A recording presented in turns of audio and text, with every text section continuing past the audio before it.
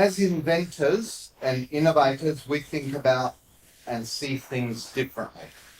We have a unique perspective which allows us to find solutions which are not available to others.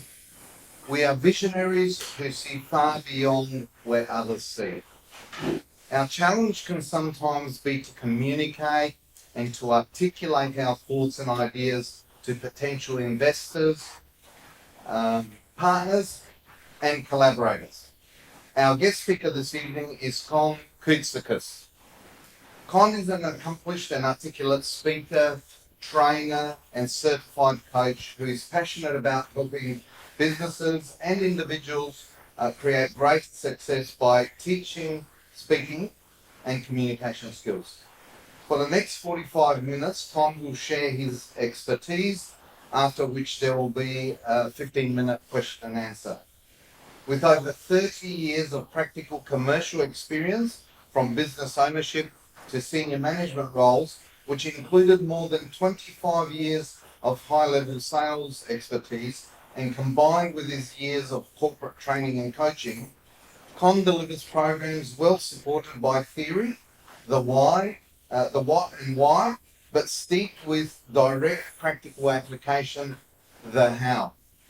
Con is also a distinguished Toastmaster, DTM, the highest individual award bestowed on members of Toastmasters International, and the host of his popular podcast, A Cuppa with Conversationalists.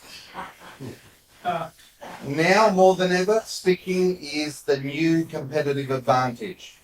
How we communicate with our customers, staff, colleagues, stakeholders, potential employers, our friends and family is vital. Indeed, improved communication skills will positively impact every area of your life. Con's fun and interactive programs take a holistic approach, dealing with the 4 key pillars of communication, which are present in every human interaction: mind, body, voice, and language, and provide practical strategies and tools which participants can implement immediately. Please welcome Con.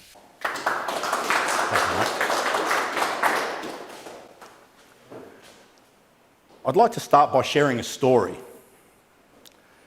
A young gentleman I know was at an event where it was a bit like a Shark Tank type scenario, looking to raise money for his idea. Now, he had an existing online business which was generating revenue and was profitable.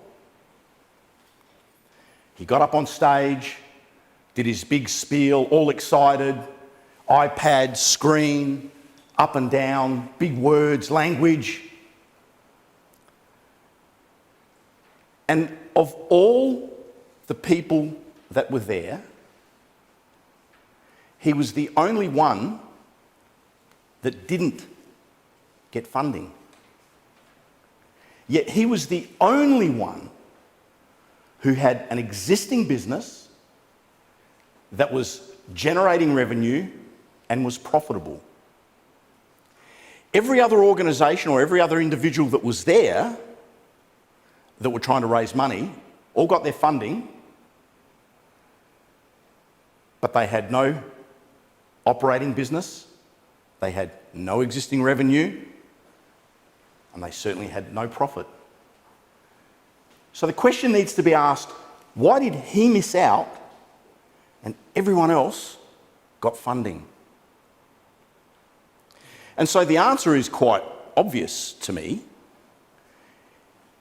All the others were able to really clearly and cleverly articulate their product, their value proposition to the potential investors. He was the only one that couldn't. And so he missed out. He had this great business, this great idea that was already making money, so excited to take it further, advance it, grow the business, And he missed out because he couldn't articulate his value proposition. He couldn't get the investors to understand what his business was about, how it worked, how he generated his leads, how he generated revenue, how he produced his product. All the key elements, he couldn't articulate them properly. He was full of enthusiasm. He was up and down the stage with his iPad, full of excitement, full of beans. He was the most excitable one there, but the only one that didn't get the money. And so my question to you, and I've had the pleasure to speak to some of you, and I'm absolutely blown away by some of the products, some of the inventions, some of the work that has come out of this organisation. I mean, speaking to this gentleman just here a little while ago about Bordeaux wine racks. I had a business many years ago with a gentleman, and we used to sell knickknacks and little pieces of furniture. And one of our staple products was wine racks. We used to sell Bordeaux wine racks. We couldn't keep up. And here I am in this little room in Brompton speaking to one of the people who was absolutely instrumental in getting that product to market. And so I'm in awe of what's in this room. I'm absolutely in awe. So here's the thing, there's a number of factors. One of the challenges that people have is using language that other people can understand. Now, you know your lingo, but your potential business partners, your potential investors, your collaborators, they don't. And so you need to be able to communicate in their language, or as I say, it's a horrible term, but dumb it down. You see, you guys from an intellectual perspective are far and far advanced in your level of thinking, the way that you put things together, the way you construct. And so your challenge is in fact that being able to articulate what you do in language that the average punter can understand.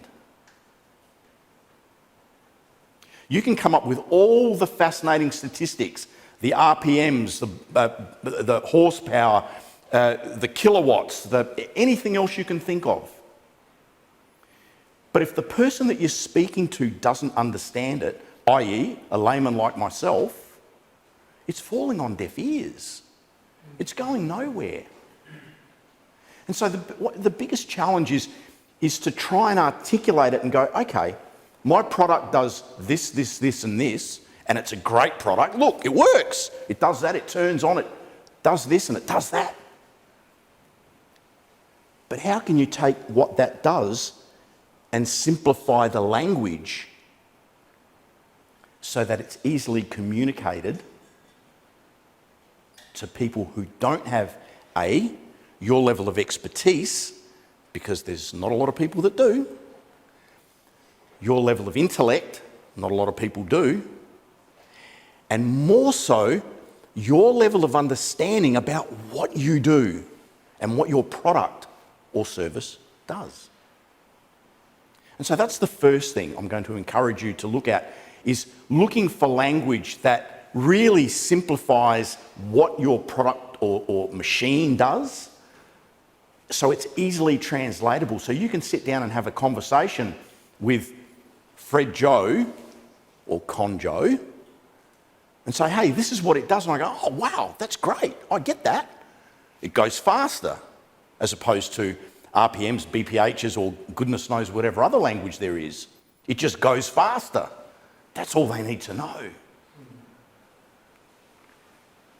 And so the language is really, really important, understanding the language.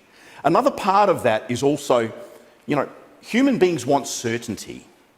And we understand that there's no certainty in life. We know that. But one of the examples I use is, and my partner's mum recently had a knee replacement. And what I say to people is, I want you to imagine, you go to we'll say your doctor, and whether it's a knee or a hip or whatever you're having done, you sit down and the doctor says, yeah, look, John, yeah, I think if we do this, and look, maybe if we do that, you know, it might work. It doesn't give anybody a level of confidence. And so I want to hear, if I'm going to my doctor, I want to know, look, Con, in my professional opinion, Con, with my expertise, my 30 years of experience, I believe if we do this, this and this, we'll get the right outcome. And so it's a little shift of language, but it's really, really powerful. Rather than I think, I believe, or in my professional opinion. It's not necessarily giving anybody any guarantees. People aren't looking for that. But your language really ultimately conveys your belief in what you do. And there's a truism that I stand by so much. If you don't have faith and confidence in what you do, how can you expect anybody else to? So you need to believe in what you do. And I know you all do, but potentially your language doesn't demonstrate that.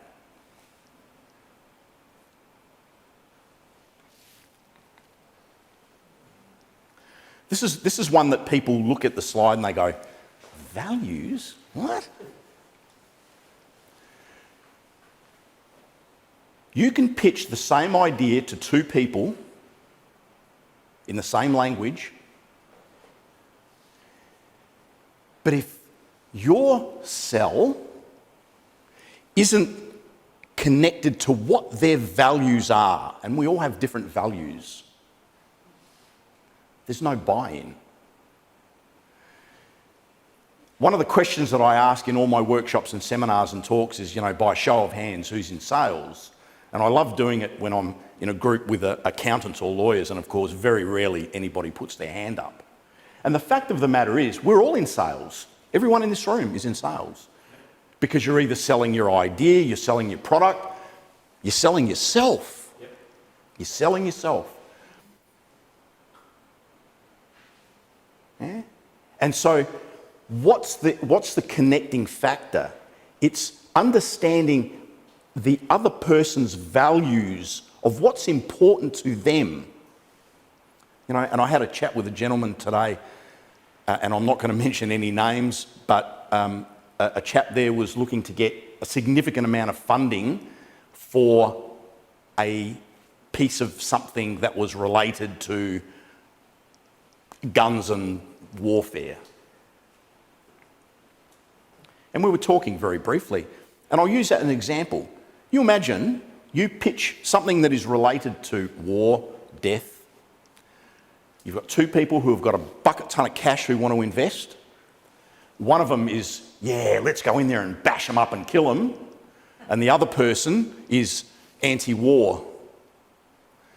Pitch it right. Guess what? This person over here is getting no buy-in.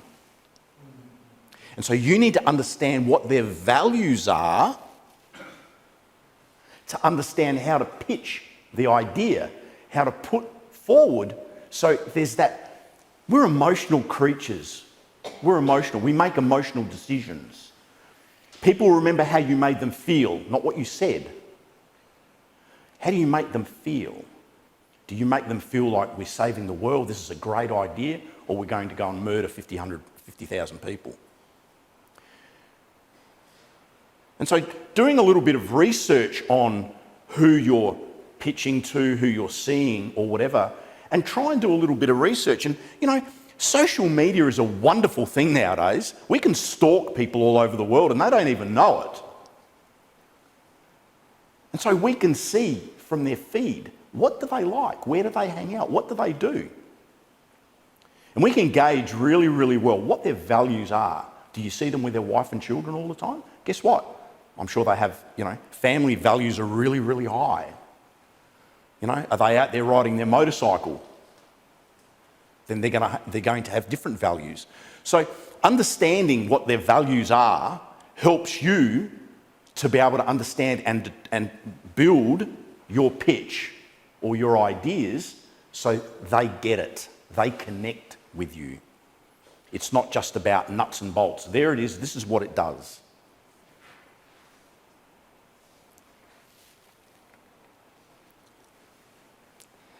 And of course, the value of your product is only derived from the size of the problem that it fixes. And what I like to say now is the value of your product derives its value from the size of the product, a problem that it fixes, plus how well you articulate that problem. And so, what is your product or service? What problem does it fix? And how does that then connect, going back to what we were talking about, values? How big's the problem? And how can we articulate it? Because it's not about, that's a great chair, it's really ergonomic and, you know, lovely colours and it looks fantastic, buy 50,000 of them, but more about, hey, look at that chair. Really well designed for the elderly. You got elderly parents? Yeah. Ideal. Weight rated, made of this, ergonomically designed to help them with their back. So what is the problem that we're solving? And having a really, really good understanding of that is vital in pitching your ideas to investors, collaborators, partners, whatever the case may be. So the language, understanding that we need to be speaking their lingo, because otherwise there's that connection just doesn't exist. And that's something that I find quite often, particularly with tech. I'm by no means tech savvy. I'm the least tech savvy person that probably exists. My children mock me mercilessly. Mercilessly. And so when somebody's talking to me about gigabytes and RAM and goodness knows whatever else, it's like, mate, you might as well talk a foreign language to me. You know, tell me, what does that mean? Oh, you know, storage. Oh, okay, that's better. I get it. Dumb it down. Dumb it down. It's not being disrespectful. It's about making them understand and using language that they're familiar with and they can and they get. To express the way I do it with what you just said is connections. So if somebody that is hearing what you're saying is not making sense of what you're saying, connect it with something they already know. Compare it to something they already know. Absolutely, and that, like, you know, yeah. If they're having difficulty understanding what you mean by running, well, running is walking. Oh, I can walk, and you just walk a little bit faster. So yeah, and it goes back to those other things that I mentioned about understanding who they are, what they understand, and what their, you know, what their values and what they do. You know, what their hobbies are. Do they run? Do they walk? Do they cycle? Do they whatever? So they're all really, really relevant. So again, it's really important to understand that, you know, people go, oh, this is worth $5,000. No. It's only worth $5,000, A, if somebody's prepared to pay for it, but B, more importantly, if somebody can understand that that thing is fixing a problem that is worth $5,000. And that's the key, making that connection.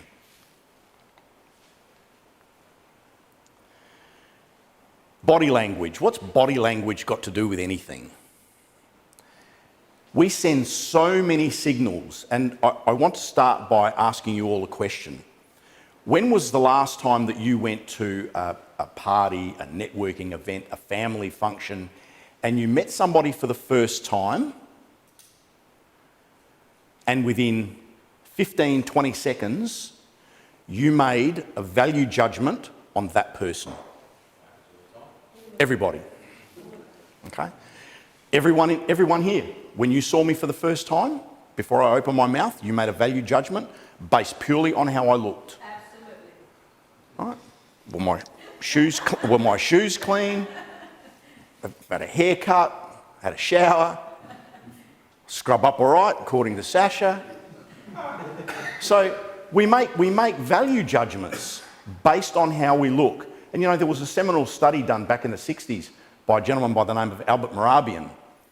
And basically what it determined and what it told us is that 55% of people's value judgment of you is based purely on how you look.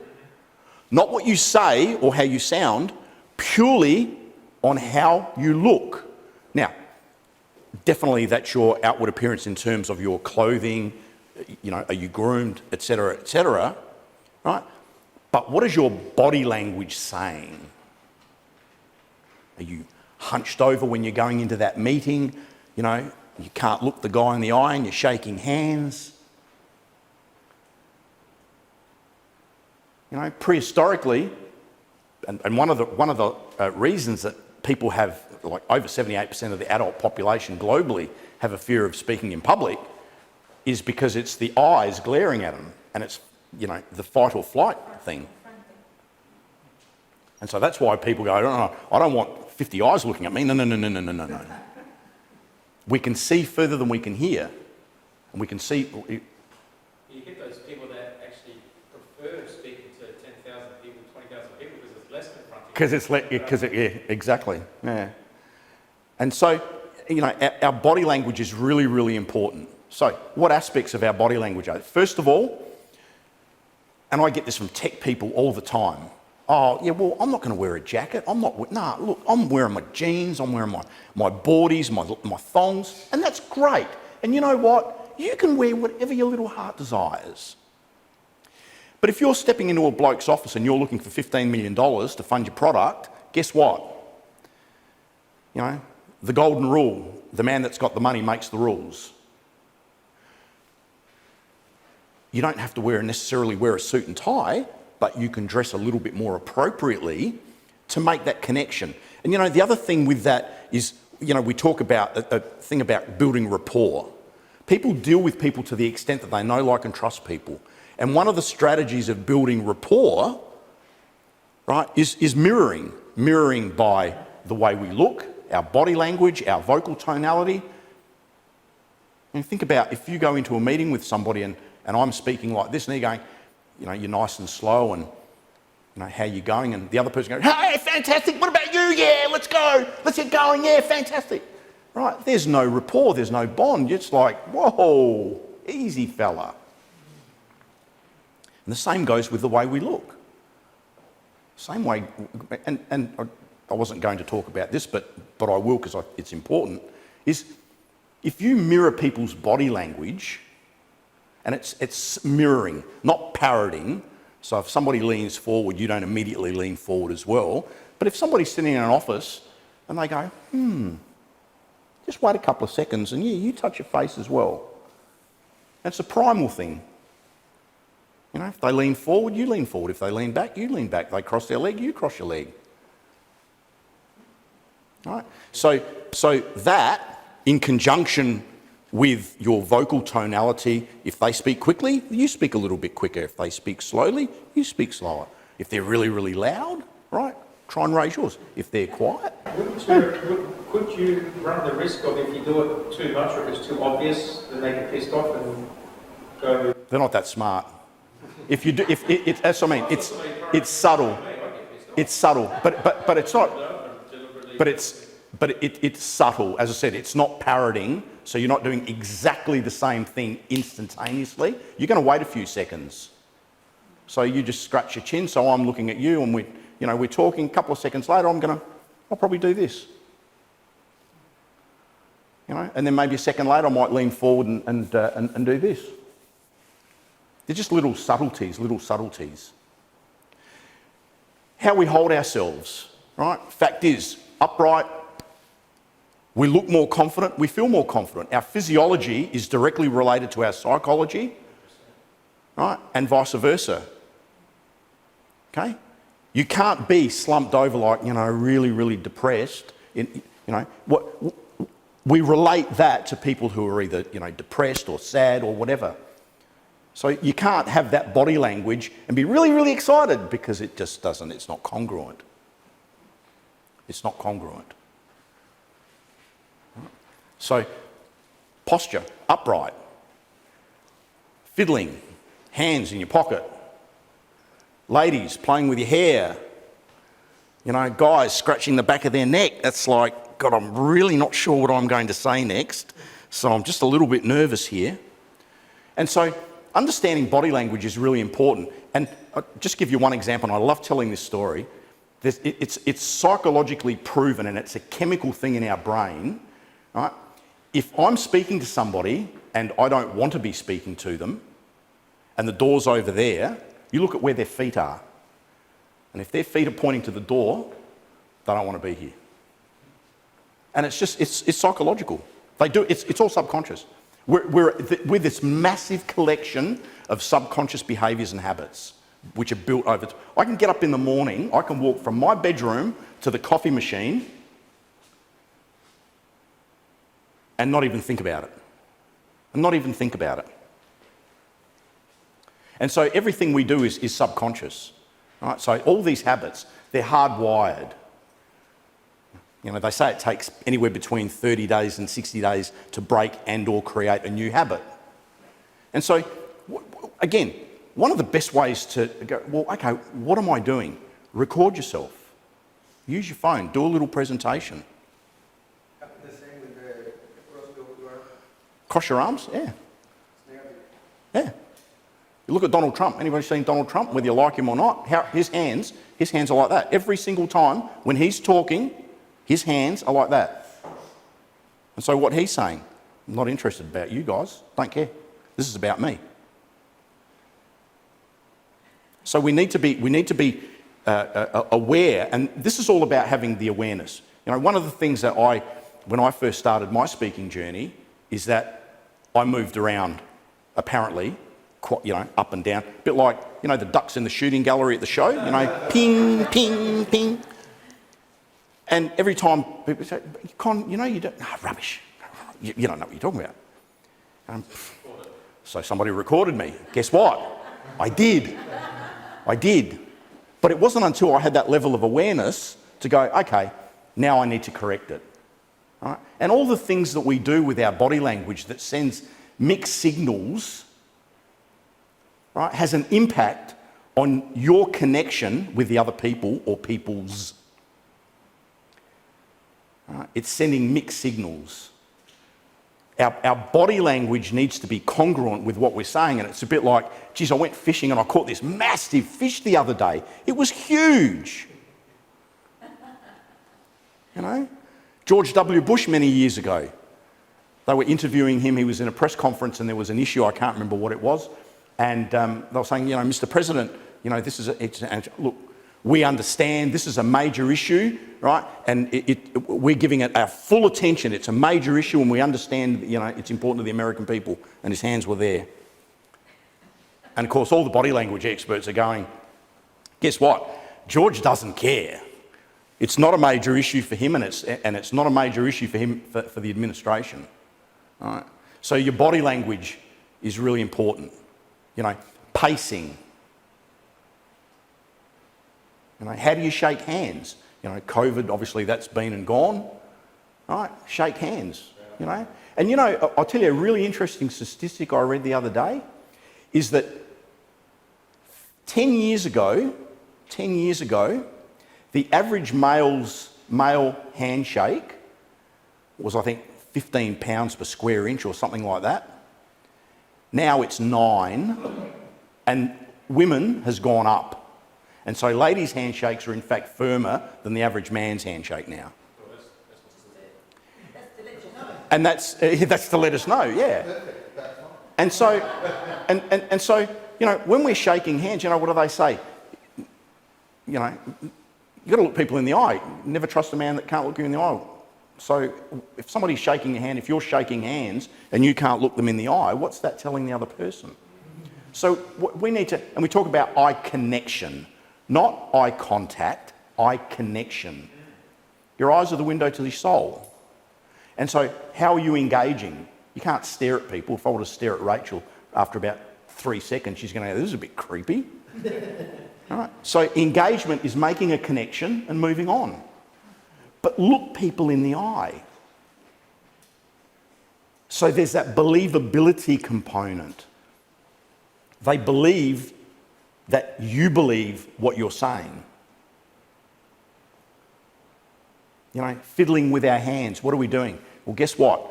Sweet spot, here to here. All right? And if you're not doing anything with your hands, go there. Let's do a little exercise really quickly. Cross your hands. Cross your hands, right? One thumb is on top of the other one. Yep. Some is left, some is right. Yeah? Cross hands, cross thumbs. How does that feel? Same. Well, same for you, but it feels pretty awkward for some people, doesn't it?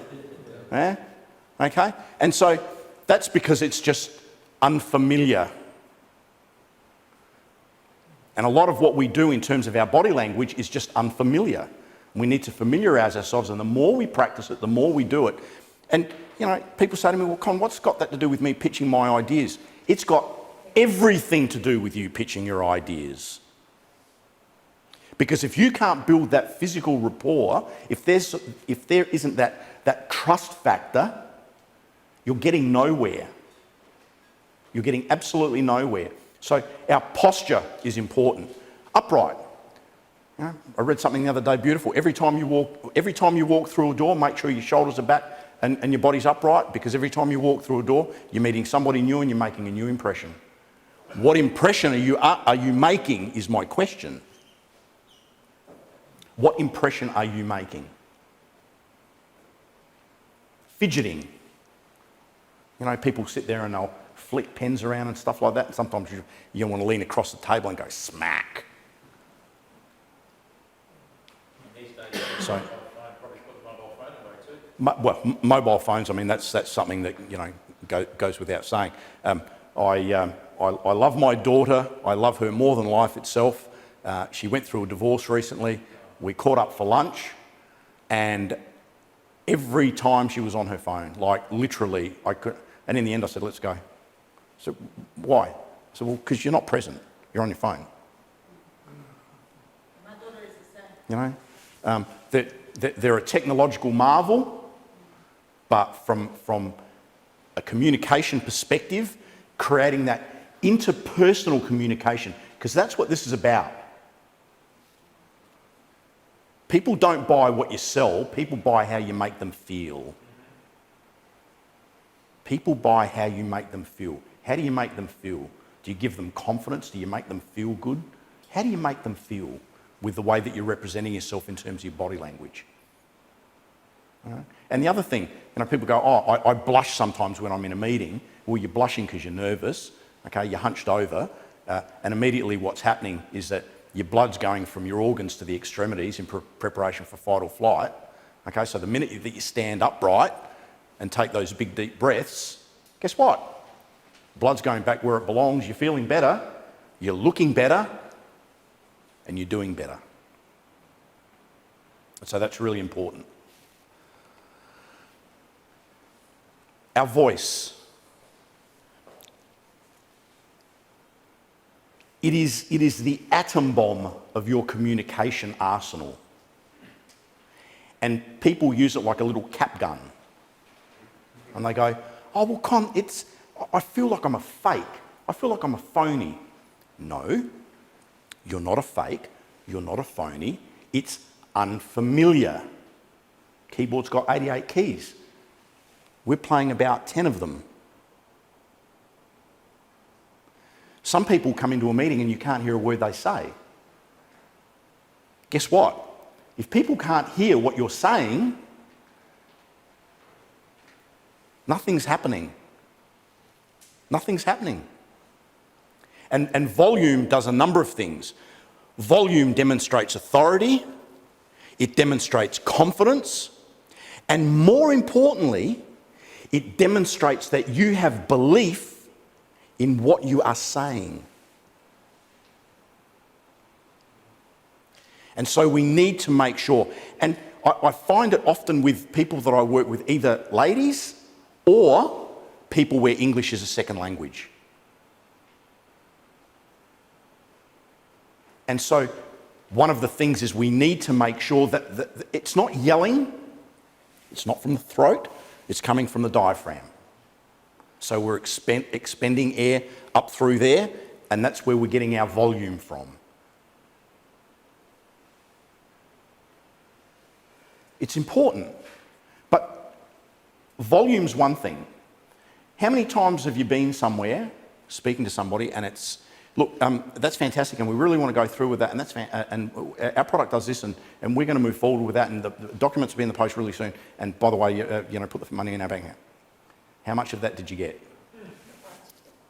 0. And one of the things that I found through not only the work that I've done, but also the people that I've worked with, is people who speak really, really quickly, it goes back to how they view themselves in terms of their self-esteem. I did some work with a HR company in Sydney before COVID, and we did some sales training, and all 5 of their people spoke really, really quickly. I sat down and said, okay, guys, tell me what's going on. Well, you know, I rang up and John Smith answered the phone and, you know, I knew he was busy and so I wanted to tell him really quickly what we do. Great. Do you think John got what you said? I said, wouldn't it have been better to go, John, is now a good time? And if John says, no, look, it's not now, great. Because this is really important. And so how often do you ring somebody and they go, oh, look, yeah, tell me quickly. Rachel, I can't tell you quickly because what I have to share is really, really important. So when's a better time for me to ring you? Yeah. With the situation now that we have phones, mobile phones, whenever the phone rings, we answer. Sometimes we're just doing things that we're paying food at the grocers, You can't talk. talking to people, we're in the toilet, we're making dinner, and sometimes people will just call and they start telling you whatever it is that they want to tell you, and it's just not the moment. No. And sometimes you have to say, Not now. later, not now. And so, you know, speaking quickly is, first of all, it's demonstrating that you don't value your time as much as the other person's. So again, value goes back to your self-esteem. So how do you see yourself? Do you see yourself and your product as something of value that can bring value to another organisation or another person? Of course you do. So then why would you not go, hey, can't talk now, Eric? Great. When's a good time? Let me give you a call back. Oh, tell me quickly, Con. No, Eric, what I've got to share with you isn't I can't do quickly. And so when's a good time? So we need to slow it down. The other thing that's really important is our ability to pause. One of the other challenges that many people face is so, maybe, all these filler words that are quite distracting. Okay? The brain's lazy. The brain's lazy. If the brain picks up patterns, it's like, see you later, I'm out of here. I'm going to bed. And so one of the best ways that we can get rid of those ums and ers, best way, is to pause.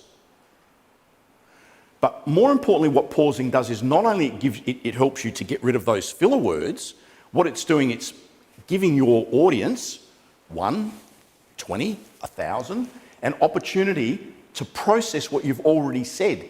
Give them a chance to think, but also gives you a chance to catch your breath as well. Suss out the room. What's going on? Bloke at the back's on his phone. That's fine. Yeah, no worries. Lady in the corner's fallen asleep. That's okay. Yeah. We're talking about pitching your idea to someone if they don't have enough time and you don't want them to value it. Hasn't there been a talk of the 3 types of pitches? You've got the elevator pitch, if you've got 30 seconds or a minute, and then you've got a sort of a 5-minute pitch, and then you've got a 10-minute pitch. Oh, absolutely. You've got to reverse those. So your pitch is right. But I guess the point more specific to this is absolutely you've got an elevator pitch.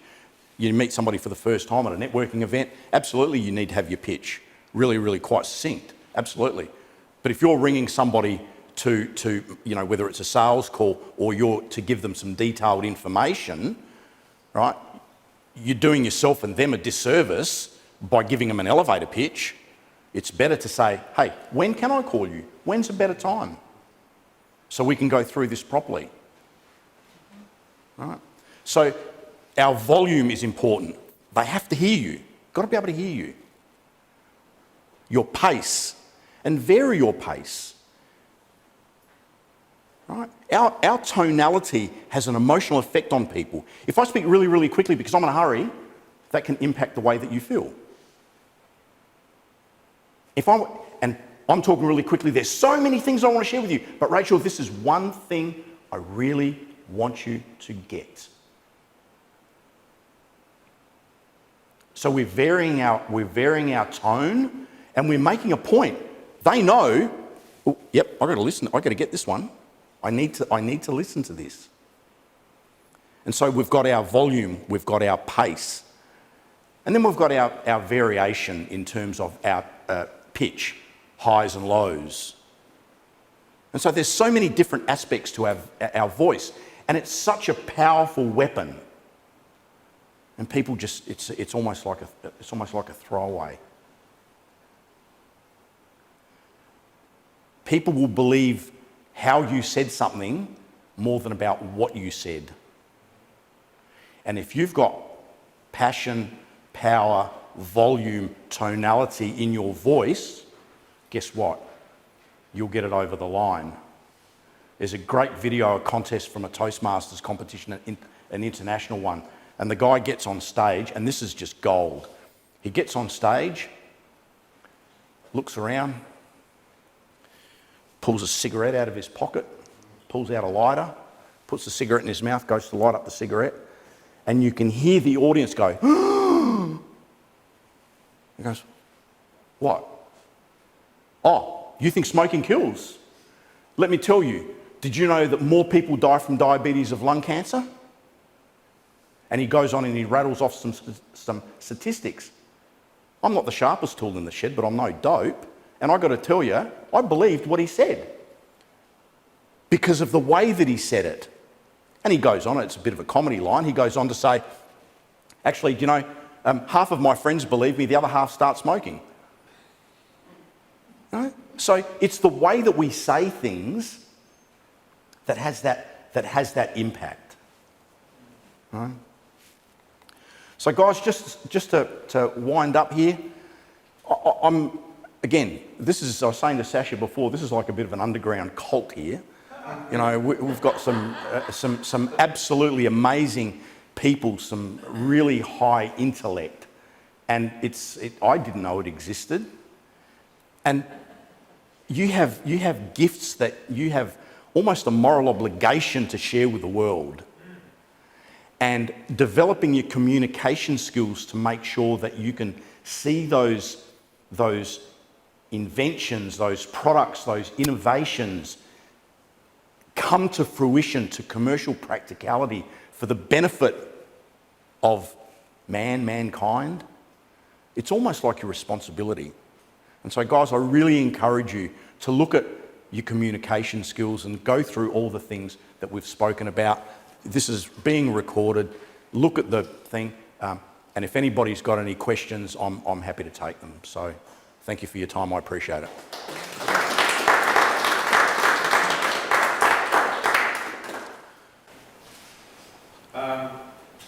Regarding the fight or flight you were talking about, I've heard certain psychologists and anthropologists over the years, and they've expanded it actually. Mm-hmm. They've gone from fight to flight, and some people were observing the phenomenon when that people were neither fighting nor fleeing. They couldn't do either. They Freeze. froze. So fight, flight, or freeze. Yeah, but then another one took it another step further and said, well, they're sort of doing a bit of everything, and they invented a fourth one called flowing. So they're not really fighting in terms of combating. They're just going with the energy, flowing with the energy, and sort of making the old adage of, the duck is packing like crazy. Go on the water, but I thought it looks really, really calm. Yeah. So that's, for me, is my ultimate goal, is to flow. I don't want to freeze, I don't want to fight, I don't want to flee, I want to be able to adapt with the situation. Okay. So here's the thing. As far as fight, flight, or freeze is concerned, ultimately it's your beliefs, your interpretation of circumstances that creates that chemical reaction. All right? And so if you're in a situation that your brain perceives as a threat, And whether it's a physical threat or an emotional threat, right, you're going to get the same reaction. Body produces adrenaline, cortisol, right? Cortisol is a beautiful thing, right? Stress hormone.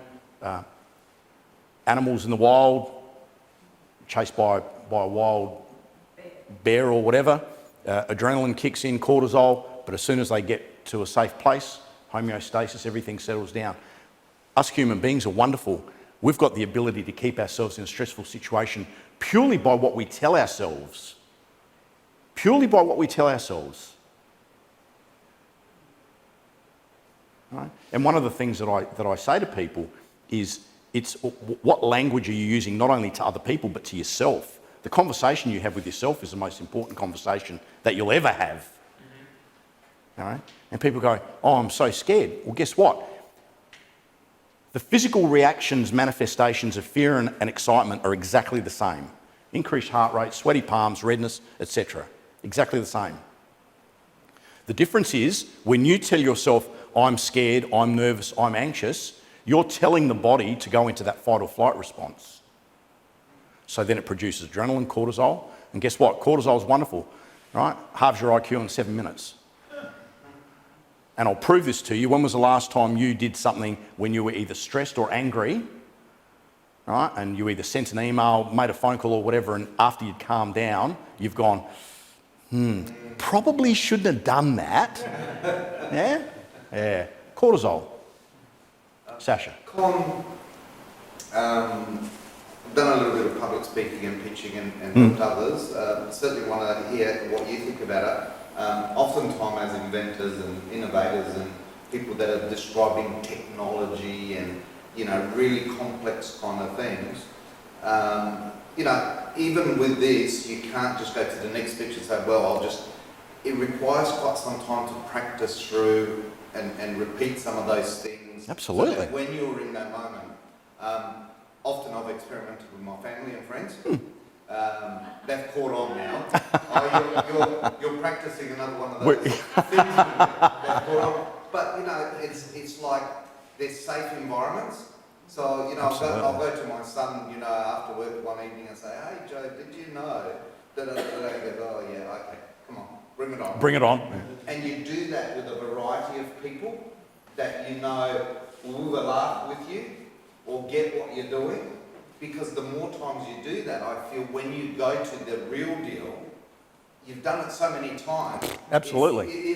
Absolutely. Absolutely. Is that a good technique? Absolutely. And one of the things, just before I answer your question, sir, one of the things is that, you know, we talk about preparation. Preparation is absolutely important. But from a speaking perspective, there's two aspects of preparation. There's what you're going to say and what your slides are going to look like, and that's great. But the most important part is actually the practical presentation in terms of how am I going to say it? What is my body language going to do? What is my tonality going to be?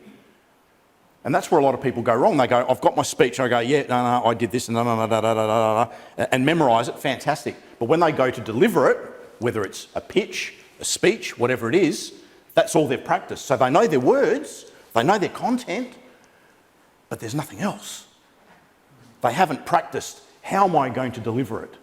How am I going to make that point to Sasha so he can get it? So I can impact him emotionally. Yes, sir. One of the problems I think that sort of we as inventors have generally is that we're sort of mostly sort of bumping up against the existing paradigm. If you look at inventions that have sort of been important over our history, you sort of, just an example, there was a guy called Smelweis that basically said, look, we've got to wash our hands. He was a doctor, and he noticed that there was a lot of infection in the delivery room, things like that. So he tried to get the doctors to wash their hands before they went to deliver the babies and things like that. And he had all the statistics in the world that, you know, like he demonstrated beyond any doubt that it was important to wash their hands. But he finished up in a mental asylum because no one believed him. They just didn't want to believe him. And that's, Okay. you've got to get through that. You know, Let me answer that really, like that, nail it for you. There was a speech that I watched some years ago, head of a major pharmaceutical company in the world, and he was delivering his presentation, and it was all numbers. We've developed 20 million doses of this, we've done 50 million doses of this, we've impacted 5,000 people, 20 million, whatever. And it was numbers. And he could see that he was losing them. It was like, okay, this is exciting, you know. But then what he did, he told the story of a lady at the turn of the century that was ill. Doctors couldn't work out, they were going to lose her, and they found this they had this experimental drug, and they got it there and they said, yeah, we're going to try anything. And they injected this lady, and she lived. And everybody's like, wow. He said, that's what we do. We save people's lives. And so in the story that you just told me, if he had have said something along the lines of, guys, you need to wash your hands, and they're going, yeah, whatever. Say, Sasha, have you got children? Yeah. I want you to imagine not having your child. I want you to imagine not having your child because the doctor that delivered didn't wash his hands. And you make that emotional connection, I guarantee you, they would have been killing each other to wash their hands. And so what this gentleman here was saying about, you know, find out if they run or they walk, if you can connect what you do to how it immediately impacts their life or their family or their loved ones, that's what they're interested in. That's what they're buying into. Because just going in to wash your hands is like, oh, are you serious? I've got to wash my hands? You know, mate, oh, come on. But, right? Imagine the doctor and you know, your child's going to die. Oh, okay, I'll wash my hands. Yeah? Yeah, I'm just thinking about the commercials that we had during the pandemic, which we're still in the pandemic, by the way. But the strong commercials about the germs coming from your hands and going through the house, and then they end up in your mother's, and then your mother is in hospital, and it's very emotional. So I think the marketing of those It's, yeah. is very effective. Yeah, look, I and was washing my bananas even though I was not eating the skins. It's like, it's not, my intellect said, I'm peeling it and throwing it in the bin. Nah, I'm not taking any chances. Wash the banana before I peel it. at the end of the day, it's what is a truism and will never ever change is people are impacted by how they feel, how you make them feel. What emotional drivers do you touch for them to want to do what you want to do? How can you influence, persuade, and motivate? You do it emotionally, not with words. You know, we talk about, you know, as you saw, my slides were just pretty little pictures. There wasn't a lot of words on there. And we talk about death by PowerPoint. If I had a sat up here and I had bullet points going for 15 minutes and I was going, and if we do that and if we do that, there's a fair chance that the majority of you would have either been asleep, gone into the kitchen to get coffee, or probably walked out. What I find is that when I'm talking to someone and the person is engaging with my conversation, it shows to me that we've got similar values. And I do come across people that I don't have similar values with because I know the body language and the what Okay. representing themselves to be. So that's You don't know, you make an assumption based on your experiences in your life. So I find that some people it's easy to talk to when you have those similar values. Yeah. And then I find it difficult when I'm not engaging and the conversation is not getting across as I want to. So I also disengage from that, and it's a That's the way it is, yeah, absolutely. Yeah. That's the way it is. Yeah. This is not working. But- Why It's, yeah, exactly. But Yeah. if you are wanting to sell a product, because you're interested in selling your product, that becomes the issue that you want to, so you've got to overcome whatever. Do you know, one barriers are there. One of the lessons that I learnt some years ago, I was in the furniture industry for probably over 25 years, okay? And I remember a lady coming into a store looking to buy a lounge. And I knew my stuff, like inside out, technical specs, foam densities, kind of timber, no sag steel springs, tensions, I knew it all. And this lady's walked in, right, and she sat in this lounge, and this is, you know, and I've just gone, yep, and structural lifetime warranty on the frame, no sag steel springs, 42 kilo per cubic metre foam, 40,000 Martindale rubs on the fabric wire, and she's just looking at me like, huh? All she wanted to know was that it looked good, it was comfortable, it was going to do what she wanted it to do, and it was within her budget. That's all she wanted to know. She didn't want to know all the nitty-gritty. I almost talked myself out of a sale. And how many times have you been somewhere to buy something and the salesperson has not shut up and they've literally either talked themselves or nearly talked themselves out of a sale because they wouldn't shut up? Almost happened to me today. Well, Steve Jobs said one of the reasons he designed, he says that there's two personalities, the people that have Android phones and those that have Apple phones. And he says the Android phones are perfect for people that, you know, want to pop the bonnet, see what's there, understand how things work. He says the Apple is for the people that don't care what the engine is. They take it to the garage. They just want to sit in the car and drive to their destination. So again, it's understanding the people you're going to communicate. You know, before I go to a meeting, I will look them up on LinkedIn, Absolutely. or Google search, just to see can I get some glimpses about who this person is. I'll look on their Facebook. Do they play sport?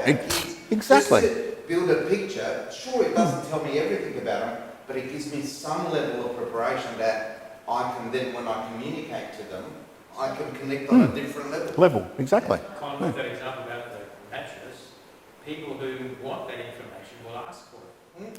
And exactly right. And that's the other thing. Needs to know basics. Tell people what they need to know, not everything you know. If they want to know more, they'll ask. Yeah. And that's one of the problems. And going back to what I said before about your ability to pause in a conversation, you know, there's an old sales adage, he who speaks first loses. Right? And people generally are uncomfortable with silence.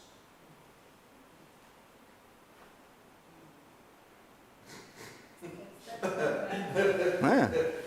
Some people are really, really uncomfortable, so they need to fill that void.